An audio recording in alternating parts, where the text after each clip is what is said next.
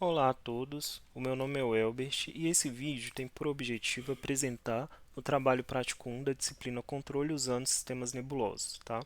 Nesse trabalho a gente vai projetar um controlador utilizando lógica nebulosa para a movimentação de um robô, tá? E aí para estar implementando esse controlador e realizando as simulações, a gente vai estar utilizando o simulador disponibilizado, né, que foi o LabFuzzy, tá? Então, a primeira etapa do nosso projeto de controlador nebuloso é definir quais seriam as nossas variáveis linguísticas, tá? Eu defini quatro variáveis linguísticas, que são distância, ângulo, velocidade de translação e velocidade angular, tá? Então, começando aqui pela distância, que está relacionada ao erro de posição, eu estabeleci cinco conjuntos, tá? Nebulosos. Em azul aqui eu tenho o conjunto nebuloso zero, né, não faz nada, que significa que eu estou exatamente naquela posição, né, então não tem uma distância com relação à minha referência, eu estou exatamente naquela referência. Em preto aqui eu tenho um erro positivo, né, e eu denominei esse conjunto aqui de inferior, ou seja, a minha distância é inferior, né, eu estou com uma posição inferior à minha referência, então eu preciso aumentar a minha distância, tá? Então eu preciso da atuação, reduzir essa minha distância, então eu preciso atuar com o meu controlador ali. Tá? Em verde aqui o meu erro também é positivo, e aqui eu estou muito atrás, né, da minha referência, com uma distância muito maior, estou muito inferior à minha referência, então eu denominei esse conjunto aqui de muito inferior. Em roxo aqui eu tenho agora um erro negativo, né, também uma função triangular, e aí eu defini o nome desse conjunto aqui como superior, que significa quando como o erro é negativo, né, significa que eu estou à frente da minha referência, né, então eu estou superior à minha referência, né, com relação a essa distância, né, passei um pouquinho dela. Em marrom aqui também a gente tem um erro negativo, só que aí significa que eu passei muito da minha referência, então também precisa atuar com o meu controlador, tá? Então essas aqui seriam as minhas saídas, né, que eu precisaria tá especificando, ou seja, as minhas posições ali, né? Preciso estar exatamente naquela posição que o meu controlador está especificando, tá? E associado a esse conjunto, né, de distância e posição ali, que a gente pode estar pensando também, eu estabeleci também cinco entradas, né, que seriam as velocidades de translação, tá? Relacionadas a essa distância. Em azul aqui, né, a gente tem a primeira função triangular também, que seria se eu estou exatamente naquela distância, eu não preciso aumentar minha velocidade de translação em nada, né? Se eu estou exatamente naquela posição, minha distância é zero, então não preciso de atuação do meu controlador. Esse segundo conjunto aqui em verde, né, definido aqui pela função 1, significa quando eu estou atrás, né, da minha referência, ou seja, eu estou inferior à minha referência, então eu preciso aumentar a minha velocidade, então, né, esse conjunto vai estar associado com ele lá também. Em marrom aqui eu tenho o outro conjunto, né, que significa aumentar muito a velocidade, tá? Então, se eu estou muito atrás na minha referência, eu aumento muito a minha velocidade para tentar chegar nela. Esse roxo mais clarinho aqui significa quando eu estou muito acima da minha referência, eu vou reduzir essa minha velocidade, né, de translação. E esse segundo roxo aqui, ó, significa que se eu estou muito à frente da minha referência, eu vou reduzir muito a minha velocidade de translação para que eu chegue, né, próximo da minha referência, tá? Da minha referência. Ou se eu estou muito perto da minha referência também, a gente pode pensar assim, tá? É, então, continuando aqui, aí agora partindo para o ângulo, né, para a variável ângulo, relacionado ao erro de posição de ângulo aqui, né, no vetor no eixo x, né, eu estabeleci três conjuntos, que é o zero, né, não faz nada se ele estiver exatamente com aquele ângulo, né, que a gente precisa especificar. O ângulo, essa cor mais clarinha aqui, né, seria o, o adiantado, o atrasado, né, na verdade, significa que eu estou atrasado na minha referência, então eu preciso aumentar o meu ângulo ali, né, para chegar na referência angular que eu preciso. Em azul aqui seria o atrasado, né? Eu estou atrasado da minha referência, estou adiantado, desculpa, da minha referência e preciso chegar, né, naquela referência, então eu preciso de uma atuação do meu controlador para reduzir esse erro, né? Então, só recapitulando aqui, em rosa não faz nada, né? Conjunto zero, mais clarinho aqui, conjunto atrasado, e em azul, conjunto adiantado, tá? E associado a esse conjunto aqui, a gente tem o conjunto velocidade angular, né? Que seria o primeiro conjunto aqui em vermelho. Se eu estou exatamente naquele ângulo, eu não preciso aumentar minha velocidade angular, não preciso alterar nada, né? Em verde seria se eu estou atrasado, né, com relação à minha referência, então eu preciso variar mais rápido o meu ângulo, né? Então, assim, eu aumento aqui a minha velocidade angular. Em roxo aqui, se eu estou adiantado no meu ângulo, eu reduzo, né, a minha velocidade angular. Né? Se eu estou mais perto do meu ângulo também, eu vou estar reduzindo a minha velocidade angular para fazer com que ele não ultrapasse, né, o ângulo especificado. Tá? E com base nessas regras, né, nesses conjuntos aqui, a gente precisa montar o nosso banco de regras, né? Então, conforme foram especificados, a gente precisa, para esse projeto, a gente vai estar usando a S-norma, né? Ou seja, a gente vai estar associando ao máximo, a T-norma a gente vai estar associando o produto dos mínimos, né? A implicação de Mandani, né? A gente também vai estar utilizando, né? Ou seja, baseada na inferência, né? Por composição, tá? Então a gente vai estar utilizando ali individual e depois a gente vai, né, analisar cada uma separadamente, depois juntar tudo.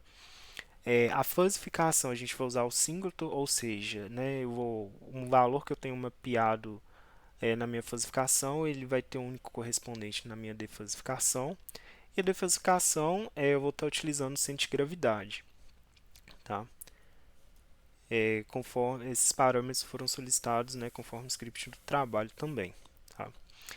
Então aqui, né, explicando um pouquinho do banco de regras, né, que eu montei, se o meu erro de aceleração, né, for zero, se o meu erro de ângulo for zero, e se o meu erro de posição também for zero, ou seja, né, se eu não tenho erro de distância ali, né, então a minha velocidade angular e a minha velocidade de translação vão ser zeros, eu não preciso da atuação do meu controlador.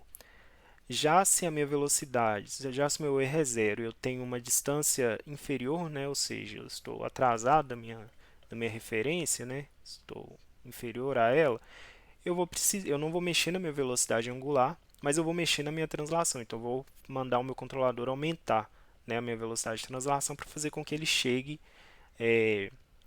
corrija esse erro de deslocamento, né, esse erro de distância. Tá?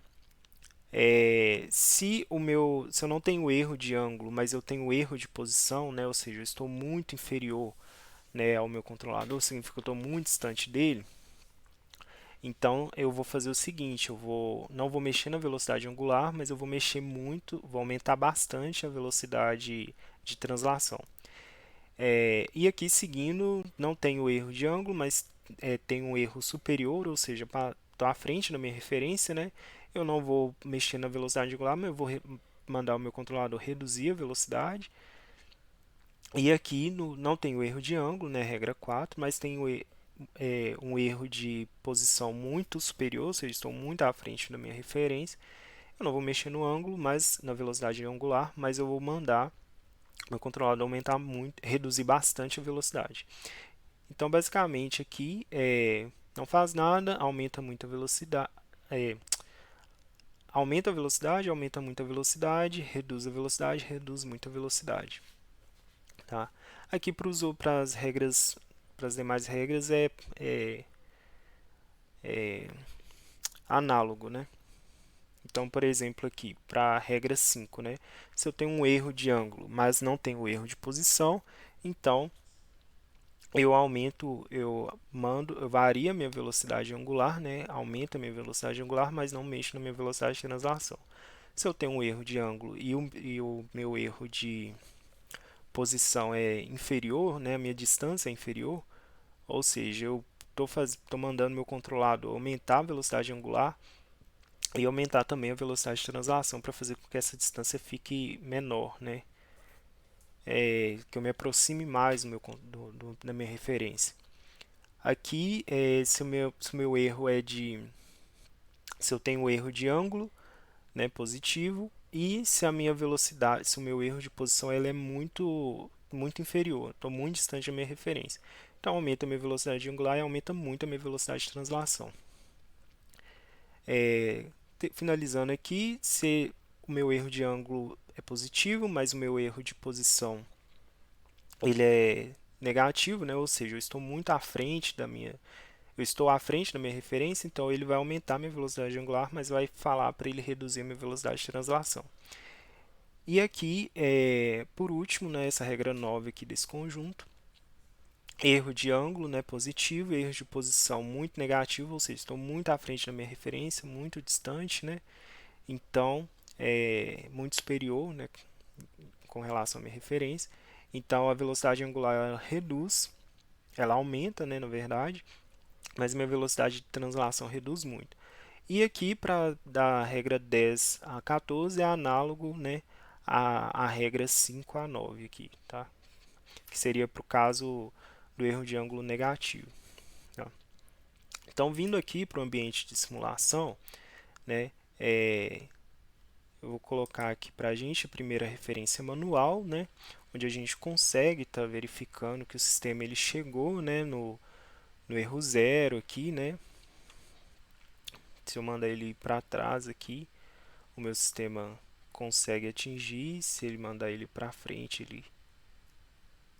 ele também consegue atingir, né.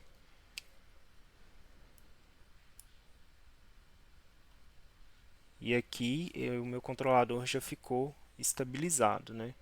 Então, o meu sistema ele já parou. Tem o erro nulo na posição e o meu erro de ângulo ele está constante. Tá? Se eu vou para a referência retangular, o meu controlador ele vai estar atuando, né, também no erro de posição, tá? E no erro de ângulo. Eu não vou ter um erro fixo, né? Tem um erro de posição que está variando ali, né? Mas assim, é esperado, né? Porque eu preciso estar enviando a referência para o meu controlador para que ele atue, né? Sem esse delta, né? Essa variação de tempo, né? Eu não vou estar conseguindo receber essa referência para estar enviando para o controlador, tá? Então, vai ter esse erro fixo ali mesmo, né? Um pouquinho variando dentro de uma faixa, né? Específica, tanto para o ângulo quanto para a posição, tá? E para o circular, a gente pode analisar aqui que o meu controlador ele consegue estabelecer, né, uma faixa aqui de segmento, né, da referência, onde ele está conseguindo rastrear a referência de forma satisfatória. A gente consegue ver que o erro de ângulo está constante e o erro de posição também, então ficou bem satisfatório, né, o controlador projetado. E a gente consegue verificar que o sistema, né, projetado aí nebuloso, ele tá obtendo o desempenho que a gente esperava, né? Analisando aqui o erro, né, onde a gente consegue verificar aqui erro de posição e ângulo pelos gráficos, né? Mas também a gente consegue ver que visualmente, né, isso também é interessante, né? A gente consegue ver que o erro está bem especificado aqui numa faixa de 0,1, né, de erro, 0,11 até 0,12 aproximadamente de ângulo, e para posição também está praticamente um erro fixo aqui, né?